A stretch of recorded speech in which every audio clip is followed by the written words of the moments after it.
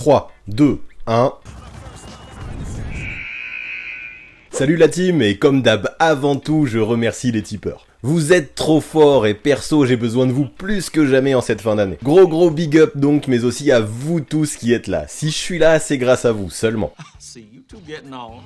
Et aujourd'hui, j'avoue que ça me manquait car ça fait bien longtemps, c'est un barbershop que je vous propose. Pas de débat, pas de classement, pas de polémique, juste une petite discussion à propos d'un sujet qui me tient à cœur comme si on était en train de chiller chez le barbier.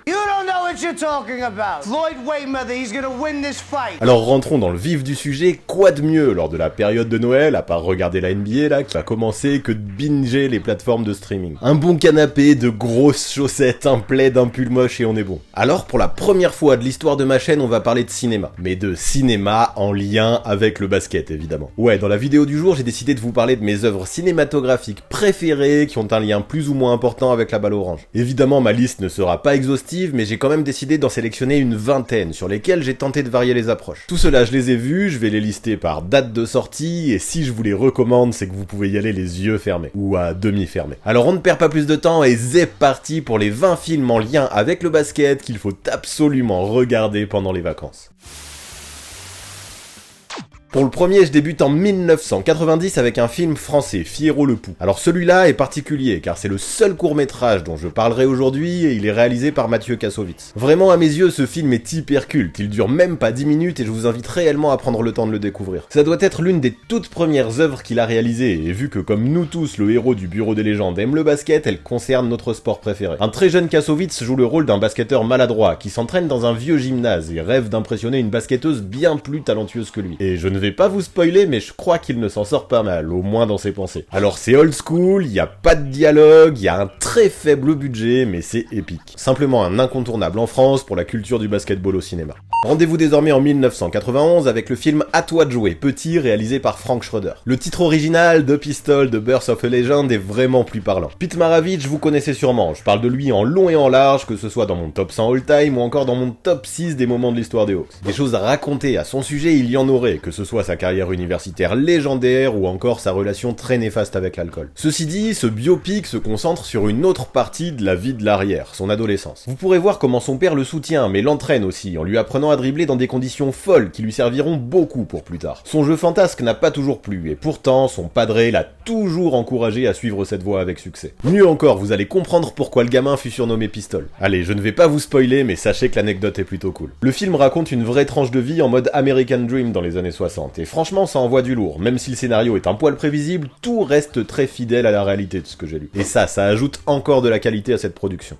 Voilà maintenant le premier film cultissime de chez cultissime de l'histoire du basketball au cinéma. Les blancs ne savent pas sauter, White Men Can't Jump, toujours au début des années 90. Celui-là, si vous ne l'avez pas vu, c'est limite du blasphème, alors je vous le dis, même les plus jeunes, même si ça vous paraît vieillot, allez vite rattraper le temps perdu pour votre culture basket. Billy Hoyle, joué par Woody Harrelson, est un joueur de couleur blanche au look ringard. Il excelle dans le basket, sauf que ça ne se voit pas direct sur sa tronche, et personne ne lui laisse sa chance sur les playgrounds. Et ouais, comme quoi, le look et la dégaine, ça joue pour beaucoup dans ce sport. C'est là qu'après s'être fait défoncer par Billy, Sidney Dean, joué par Wesley Snipes, lui propose de s'associer pour monter une arnaque. L'objectif, défoncer tout le monde en 2 contre 2 en jouant sur l'aspect inoffensif de Billy, pour pousser les adversaires à parier. L'idée est bonne et fonctionne du tonnerre. Les deux héros accumulent la thune et sortent de la précarité, enfin ça jusqu'à ce qu'ils connaissent la défaite et se disputent. Et oui, c'est un film. Je ne vous en dis pas plus, sinon ça n'aurait aucun intérêt, mais il faut se jeter dessus. Puis la bande originale en mode 90s est juste épique. Ajoutez à ça les apparitions de certaines légendes NBA comme Bob Lanier, Marquis Johnson ou Gary Payton, ainsi que des touches d'humour bien senties, et vous obtenez tout le cocktail nécessaire pour faire un chef-d'œuvre. Le film connut un tel succès que même un jeu vidéo sorti un peu après. Du coup, si vous voulez développer votre culture cinématographique à base de basket, je ne peux que vous conseiller de commencer par White Man Can't Jump. Et pour la petite histoire, Pat Connaughton a rendu hommage à la tenue de Billy Hoyle lors du dernier Slam Dunk Contest. Quand je vous dis que ce film est culte et a marqué les esprits.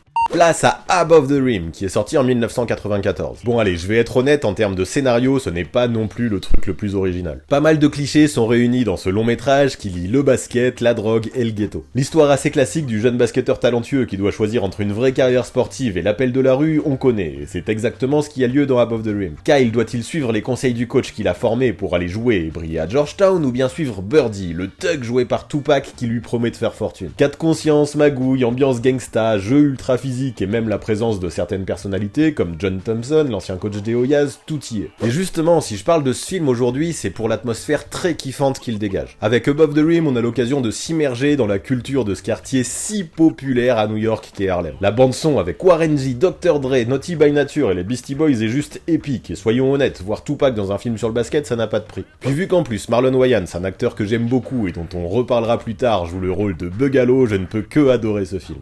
Avec la mondialisation progressive du basket dans les 90s, les films qui en parlaient se firent de plus en plus nombreux. Alors vu que là on est en 1994, comment ne pas parler de Blue Chips? L'histoire est super cool. Pete Bell, joué par Nick Nolte, est un coach universitaire très reconnu pour son passé victorieux. Sauf que là, voici plusieurs années que la fac perd bien plus tôt que prévu, pendant que peu à peu le coach s'enfonce dans une dépression de plus en plus sombre. C'est à ce moment qu'il décide de franchir une ligne interdite, faire comme d'autres universités et décider de payer secrètement des joueurs pour les convaincre de venir sur le campus. Ainsi, il recrute Neon Budo, joué par Shaquille O'Neal, Butch McCrae, joué par Penny Hardaway, et l'ailier blanc Ricky Rowe, qui, de par sa vie un peu rurale, fait clairement penser à Larry Bird. En parlant de Larry Bird, d'ailleurs, vous pourrez le voir jouer son propre rôle dans Blue Chips. Mais il n'était pas seul. En plus de Larry, de Shaq et de Penny, dont on vient de parler, vous pourrez voir Bob Cousy, Bobby Knight, Rick Pitino, Alan Houston, Kevin Garnett et plein d'autres légendes encore faire au moins une apparition. C'est un vrai plaisir de voir tous ces énormes noms à l'écran lorsqu'on est fan de basket. Mais pour revenir à l'histoire en elle-même, vous imaginez bien que le coach Pete Bell ne pourra pas s'en sortir toute sa vie en trichant malgré son effectif de folie. Je vous laisserai découvrir par vous-même tout ce qui se passe dans le film, mais en vrai, je trouve l'angle de narration très intéressant dans Blue Chips. Bienvenue donc dans un monde de corruption autour de la NCAA qui, à mon avis, n'est pas si loin de ce que la ligue universitaire a pu connaître à certaines périodes de son histoire. Wow, j'ai l'impression d'être Bernard de la Villardière quand je fais ça. L'année 1995 vit sortir un film plutôt dramatique qui est devenu un classique, enfin surtout pour les fans de Leonardo DiCaprio, Basketball Diaries. Cette œuvre est issue d'un bouquin autobiographique de Jim Carroll, qui est donc le perso principal, joué par DiCaprio. Bon là je vous le dis, si vous voulez rire, ce n'est pas forcément le film à choisir. Jim est passionné de basket, sport qui le lie fort à son groupe de potes, sauf que quand l'un d'eux meurt d'une leucémie, la vie change pour lui. Plus rien n'a de sens, il se réfugie dans l'écriture et la prise d'héroïne. Évidemment c'est la dégringolade, il se fait virer de chez sa mère, se fait virer de son lycée et se retrouve au plus bas. Galère, rue, deal, arnaque, vol, braquage, baston, la totale. À travers Basketball Diaries, on suit la vie d'un adolescent à la rue et sa descente aux enfers à cause de la drogue qui très rapidement lui a fait passer le basket au second plan. Allons désormais l'année suivante, en 1996, pour évoquer un film bien plus joyeux, Celtic Pride. Cette comédie, je l'ai trouvée très cool, et en même temps, le pitch est plutôt fun. Deux potes, Mike et Jimmy, sont des fans hardcore des Celtics, et quand je dis hardcore, c'est hardcore, je vais vous raconter les faits. Les Celtics viennent de perdre le match 6 des finales NBA face à Utah, et ils devront désormais gagner un Game 7 pour pouvoir s'emparer du titre. Un Game 7 qui se jouera au Boston Garden, donc à domicile pour les Celtics. Alors la veille de ce match super important, Mike et Jimmy vont à la rencontre de Lewis Scott, la star du jazz joué par Damon Wayans, le frère de celui dont je vous parlais plus tôt. Ouais, je les aime vraiment beaucoup, ces frères Wayans. Mais bon, revenons à notre film, car le but de nos deux fans, c'est de faire en sorte que Lewis boive un maximum afin qu'il ait la gueule de bois pour le match du lendemain. Mais vous vous en doutez, rien ne se passe comme prévu, et pris par la panique, Mike et Jimmy finissent par kidnapper le basketteur. Mais les mecs s'en tapent et se disent prêts à aller en prison si ça peut donner une bague aux Celtics. Incroyable. S'en suivent tout un paquet de péripéties qui m'ont bien fait rire et rendent ce film vraiment drôle. Perso, j'ai kiffé. Puis encore une fois, quand des légendes comme Larry Bird, Bill Walton ou Bob Cousy font leur apparition, ça change beaucoup de choses. Alors si vous êtes un fan des Seas ou même juste un fan NBA et que vous voulez passer un bon moment pendant ces fêtes et que vous voulez vous marrer, Celtic Pride est là pour vous.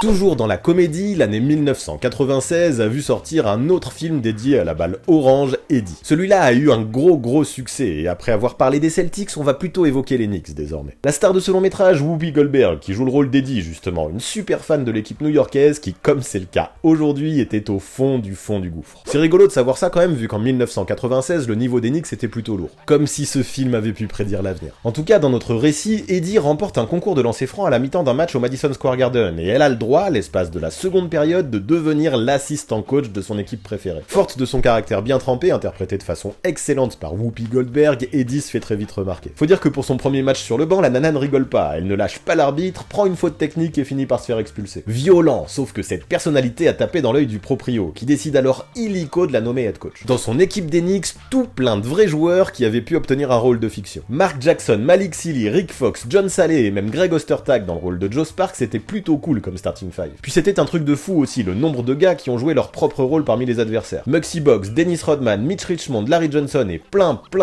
d'autres encore ont leur rôle dans cette production, c'est parfait. Tout se situe ensuite autour d'une intrigue qui mêle les résultats sportifs et le business. Car ouais, contrairement à James Dolan actuellement, le proprio des Knicks de cette fiction était bien chaud pour vendre la franchise et déménager à Saint-Louis. Un film fun et intéressant donc, qui retranscrit très bien la passion que peuvent ressentir les fans et qui se digère parfaitement en période de fête. Vient maintenant un film que vous connaissez tous, Space Jam. Que celui qui n'a pas vu ce blockbuster aille se cacher, please. Quand Michael Jordan fait équipe avec le GOAT des Toons, Bugs Bunny, pour battre des extraterrestres, forcément ça fait des étincelles. En même temps, associer MJ à un lapin pour battre des aliens, fallait y penser. Surtout quand ces aliens en question ont piqué le talent de joueurs réels comme Charles Barkley, Muggsy Bogues, Patrick Ewing, Shawn Bradley et Larry Johnson. Ajoutons à tous ces ingrédients Bill Murray, connu entre autres pour son rôle dans SOS Fantôme, et le casting envoie du bois. Entre dessins animés et images réelles, ce film a battu des records d'audience, et puis encore une fois, la soundtrack était folle. Du fameux I Believe I Can Fly de R. Kelly, en passant par Seal, Method Man, B-Real, Coolio et LL Cool J, tout y était. En sortant ce blockbuster à 80 millions de dollars juste après que Michael Jordan soit sorti de sa première retraite, Warner Bros a réalisé un gros coup. Cela annonçait parfaitement son retour à la compétition pour remporter 3 nouveaux titres. La suite de ce film avec LeBron James et ses potes pourrait de son côté sortir l'été prochain, enfin si la crise sanitaire ne cause pas trop de retard. Ça peut faire gamin un peu dit comme ça, mais moi j'ai hâte. Place désormais à un film très cher à mon cœur, j'ai nommé The Sixth Man. Qui sait, c'est peut-être à cause de cette œuvre que j'ai choisi mon pseudo du 6e homme. Pour ce film, revenons à Marlon Wayans, qui, je le disais, a joué avec Tupac tout à l'heure. Dans The Sixth Man, Marlon joue le rôle de Kenny, le personnage principal. Avec son frère Antoine, ils sont inséparables et jouent au basket depuis qu'ils sont gosses. Les deux arrivent à la fac ensemble, mais après un dunk, Antoine décède d'une crise cardiaque. Bon, jusque-là, c'est pas très gai, d'autant plus que malgré le talent de Kenny, l'équipe commence à perdre et à se dessouder. Sauf que ça, c'était avant qu'Antoine ne revienne dans l'esprit de Kenny sous la forme d'un fantôme. En mode ange gardien, il utilise alors ses pouvoirs surnaturels pour aider l'équipe à performer et à se qualifier pour le tournoi NCAA pour la première fois de son histoire. Ça, c'est du 6e homme de luxe. Sauf que le reste de l'équipe trouve ça chelou un peu, et des tensions commencent à apparaître dans le vestiaire. Encore une fois, il y a des scènes hilarantes dans ce film, et ce scénario complètement what the fuck est hyper plaisant à découvrir. Puis ce qui est vraiment chouette, c'est de voir comment tout l'univers de la NCAA y est fidèlement représenté. Même si les rosters sont bien entendu fictifs, c'est toujours sympa de voir les héros affronter Kentucky, Georgetown ou UCLA. Un film léger et cool donc, qui lui aussi passera très bien entre la bûche et le Dijon. Allez, fini la comédie, il est temps de passer à un chef-d'œuvre sorti en 1998, He Got Game. Ouah, ça fait 22 ans déjà. Là, on est plutôt dans le drame afro-américain réalisé par Spike Lee qui défonce, avec en plus de ça Ray Allen et Denzel Washington comme acteurs principaux. Impossible de faire un navet avec un tel trio qui bosse ensemble. Denzel, c'est le père, Jake, et Ray Ray, c'est le fils, Jesus Shuttlesworth. Hyper talentueux au basket et surentraîné à la dure par son père, le gamin fait saliver toutes les facs du pays. Sauf que quand Jake prend 6 ans de tôle pour avoir tué accidentellement la mère de Jesus, les choses se compliquent. Le lycéen se retrouve alors dans l'obligation d'élever sa sœur seule tout en devant répondre aux sollicitations de toutes les facs du pays, ou même des agents qui lui promettent monts et merveilles même si c'est interdit. C'est alors que le gouverneur, fan de la fac locale de Big State, décide de relâcher Jake en échange d'un marché. S'il convainc son fils de s'engager pour l'université de l'État, il sera définitivement libre. Sauf que ce ne sera pas si simple. Jesus en veut à son paternel et ne souhaite plus en entendre parler. He Got Game au final c'est une histoire de ouf sur la relation père-fils drivée sur un fond de basket par Spike Lee, que du bonheur. Ajoutez Mila Jovovich au casting, mais aussi d'autres basketteurs référencés comme Travis Best, Tracy McCarty et Rick Fox, et vous avez tous les ingrédients nécessaires pour séduire tout Hollywood. Et même si le succès au box-office ne fut pas celui de Space Jam, le film fut quand même nommé pour tout un tas de récompenses. Je pense que si parmi toutes les œuvres cinématographiques dont je parle aujourd'hui, je ne devais garder qu'un seul must-see, je prendrais He Got Game. Et vu que la soundtrack immense a été produite par Public Enemy, je ne peux vraiment pas mettre un autre film devant. On passe désormais aux années 2000 avec un autre film qui a marqué mon adolescence, Finding Forrester, qui mixe basket et littérature. En fait, ce film, qui s'appelle À la rencontre de Forrester en français, raconte la vie de Jamal Wallace, un lycéen hyper talentueux au basket, mais aussi passionné d'écriture qui vit dans le Bronx. Suite à un défi lancé avec ses potes du playground, il fait la rencontre de William Forrester, un vieillard acariâtre qui vit reclus dans son appartement avec ses jumelles près du terrain. Sauf que ce grand-père, joué par Sean Connery, ce n'est pas n'importe qui. Écrivain, il est un ancien vainqueur du prix Pulitzer qui n'a plus jamais rien publié depuis la sortie sortie de son best-seller. C'est ainsi que peu à peu, le papy et l'ado développent un lien fort axé sur la transmission des savoirs et la philosophie de la vie. Forrester se transforme alors peu à peu en mentor pour Jamal et l'aide à obtenir une bourse dans une fac où il pourra tout autant développer ses talents de basketteur que ceux pour l'écriture. Sauf que tout ne peut tout le temps pas être si beau dans un film. Et forcément, le ghetto et les embrouilles finissent par rattraper Jamal. Heureusement que le grand frère, joué par le mythique Busta Rhymes, veille au grain. Bon, dit comme ça, je me rends compte que ça peut faire un peu cliché, le gamin basketteur afro-américain qui sort du Bronx pour devenir écrivain et réussir. Mais franchement, sur ce coup-là, croyez-moi, dans Finding Forrester, on sort des schémas habituels, et juste, ce film est beau, il est poétique. Puis c'est aussi une belle dédicace pour rendre hommage à Sean Connery qui nous a quittés en octobre dernier. Hop, on revient dans le fun maintenant avec Like Mike, Magic Baskets en français, qui est sorti en 2002. L'occasion de voir le jeune rappeur, enfin jeune à l'époque, Lil Bow Wow au cinéma. Ici, c'est l'histoire de Calvin, un orphelin qui rêve de devenir pro. Passionné par la NBA, l'adolescent connaît tout, sauf que trop petit, mais aussi bien trop faible, il n'a aucune chance à première vue de réussir. Enfin ça, c'était jusqu'au jour où dans une friperie, il est tombé sur une paire de pompes. Mais le petit se fait bully par la grosse brute du quartier et les chaussures finissent sur un fil électrique. Et puis forcément, en mode conte de fées, cette nuit-là, il y a la foudre. Elle tape directement les chaussures et celles-ci deviennent magiques. Calvin, quand il les met, dunk dans tous les sens. Il faut dire qu'il y avait les initiales de MJ sur la languette aussi. Rapidement, l'ascension est folle et il intègre les Los Angeles Knights en NBA, une équipe fictive créée pour le film. Il devient pote avec la star de la team et assure méchamment. Évidemment, encore une fois, il y a des retournements de situation, encore une fois, il y a des magouilles et franchement, on se laisse plutôt bien porter. C'est chill, c'est rigolo, c'est old school et surtout, ça laisse l'occasion de voir Lil Bow Wow se confronter à des mecs comme Jason Kidd, Vince Carter ou Michael Finley. Moi, j'aime bien. 2005, Coach Carter, encore une histoire vraie et ça pose les bases, ça généralement pour que je kiffe bien. Et puis s'il y a Samuel L. Jackson dans le casting en plus, c'est souvent encore mieux. Donc vous avez compris, Ken Carter c'est un coach au lycée de Richmond, en Californie. Dès le départ, le mec a tenu à mettre sa patte sur ses gamins, souvent bien en difficulté, qu'il entraînait. Non seulement il fallait qu'ils assurent dans le gymnase en développant des valeurs d'effort et d'esprit d'équipe, mais aussi en classe. Chaque joueur devait s'asseoir au premier rang à chaque cours et ne pas obtenir une note inférieure à C+, s'il voulait jouer. Coach Carter tenait à faire de ces gars des athlètes performants, voués au collectif, mais aussi de futurs citoyens cultivés qui auraient toutes les chances de réussir. Alors qu'au sein du lycée, personne ne comprend la quête constante de perfection du coach, les résultats commencent à tomber. L'équipe est invaincue et réalise un début de saison 1999 incroyable. Sauf que forcément, il y a eu des soucis. Je ne vais pas tous les spoiler ici, évidemment, mais c'est super intéressant à suivre. Et vu que je le rappelle, c'est un biopic et que tout ça est arrivé pour de vrai, c'est encore plus cool. J'aime comment Ken Carter s'est investi à fond pour ses gamins afin de leur donner un maximum d'alternatives à la délinquance. Même si la méthode était parfois dure, le fond était bon, et vous verrez que parfois il est allé jusqu'à réellement se mouiller pour défendre ses convictions. Alors Coach Carter, grande classe, et petit big up à Ashanti qui joue un petit rôle dans le film aussi. Let's go, l'année suivante maintenant en 2006 avec Glory Road, un autre biopic qui lui aussi concerne un coach. C'est l'histoire de Don Haskins, entraîneur de la fac de Texas Western qui pour la première fois en 1966 lors d'une finale universitaire aligna un 5 majeur entièrement composé de joueurs noirs. Forcément ça a marqué les esprits. Malgré le manque de budget de la fac, Haskins a révolutionné le game en décidant de recruter les meilleurs joueurs quoi qu'il arrive sans se préoccuper de leur couleur de peau. C'est fou qu'à une cinquantaine d'années ça ne paraissait pas absolument logique ça. Et c'est encore plus fou de voir que ce n'est toujours pas logique, c'est certain, en 2020. Mais bref, Glory Road, c'est l'histoire épique de cette équipe qui constamment s'est confrontée au racisme, a reçu des menaces, a vu sa chambre d'hôtel vandalisée, et qui à travers les événements, mais aussi la confiance de son coach, a su se souder pour connaître le succès. Cette plongée dans le basket universitaire et les États-Unis des années 60 est juste captivante. Encore un truc donc que je vous conseille champ basket business. Si vous pensez que semi-pro était what the fuck, parlons de Shaolin Basket. Bon, j'ai un peu honte, mais ce film, j'ai dû le voir une bonne dizaine de fois dans ma vie, je m'en lasse pas. Un bon bijou de nanar comme je les aime. Donc Shaolin Basket, c'est l'histoire de Shiji, un surdoué du kung-fu qui se rend compte un jour en balançant une canette dans une poubelle que ses qualités dans les arts martiaux feraient de lui un basketteur phénoménal. Encouragé par son sensei, il rejoint alors l'équipe de la fac, mais là ça va loin. Il se rend compte que la fille dont il est amoureux, c'est la sœur du capitaine. Il veut à tout prix attirer son attention et c'est là que ça part en live. C'est n'importe quoi, mais c'est assumé, et moi ça me fait kiffer. Puis il faut savoir qu'ils avaient sorti le budget aussi. 10 millions de dollars, c'est presque un record pour un film taïwanais. Il n'en fallait sûrement pas moins pour avoir comme héros Jay Chou, l'un des chanteurs les plus adulés en Chine. Donc ouais, là encore, ne vous attendez pas vraiment à un chef-d'œuvre. Par contre, pour une soirée à la cool entre potes, y a moyen de bien se marrer. Surtout dans cette ambiance asiatique kung-fu avec des coiffures pleines de gel et des vêtements fluo. Je trouve qu'il y a tout. Ça ne fera clairement pas l'unanimité, mais moi je valide 1000 fois.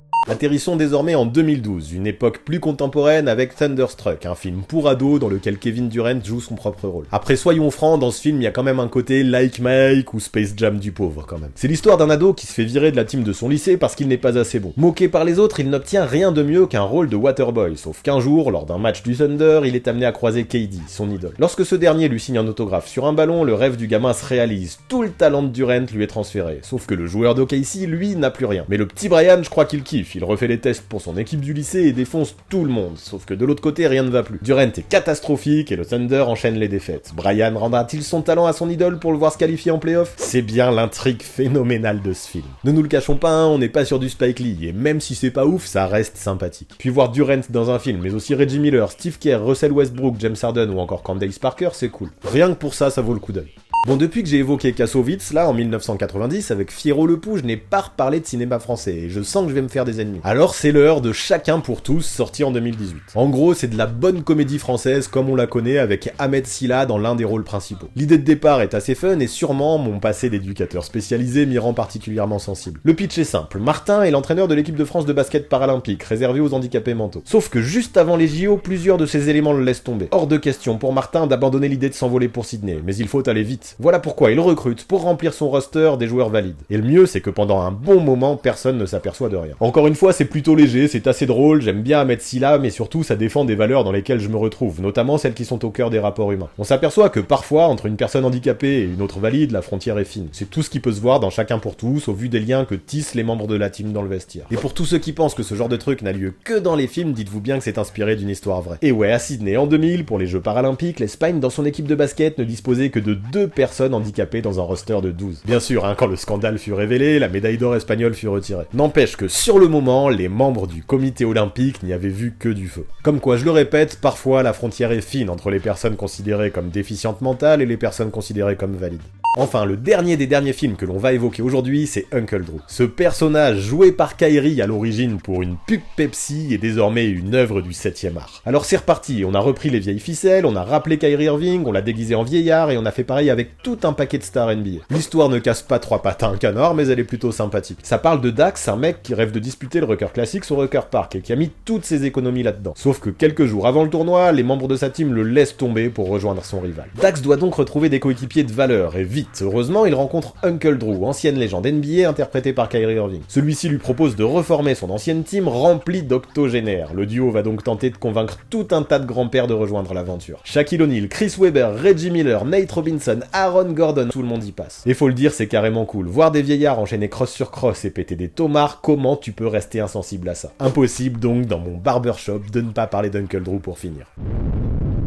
Voilà pour ce qui est des films de basket à voir pendant les fêtes, voilà pour ce qui est de mon 5e barbershop. Dites-moi en commentaire combien de films vous avez déjà vus parmi les 20 que j'ai cités. J'espère en tout cas que je vous en aurai fait découvrir au moins un ou deux et que ça vous donnera envie de les mater. Là, j'ai vraiment essayé d'en mettre pour tous les goûts, même si évidemment ça correspond avant tout au mien. Puis si vous voulez des trucs à visionner encore, je vous donne rendez-vous sur la chaîne de Basket Info. On vient de sortir une interview de Sekou Doumbouya qui raconte ses pick-up games avec Kyrie et KD. Croyez-moi, ça vaut le détour. Donc go checker ça et nous donner de la force. Pour débattre avec la commu, vous le savez, c'est sur Discord et pour suivre mon actu au quotidien, c'est sur Instagram, il y aura les liens de tout ça en description. Et pour finir, vous connaissez les bails, on s'abonne à la chaîne, on active la cloche, on lâche son meilleur commentaire et on pose un magnifique pouce bleu. Ah oui.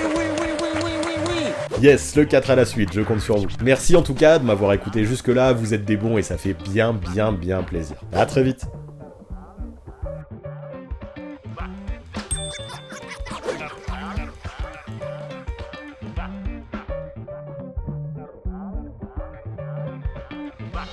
Bye.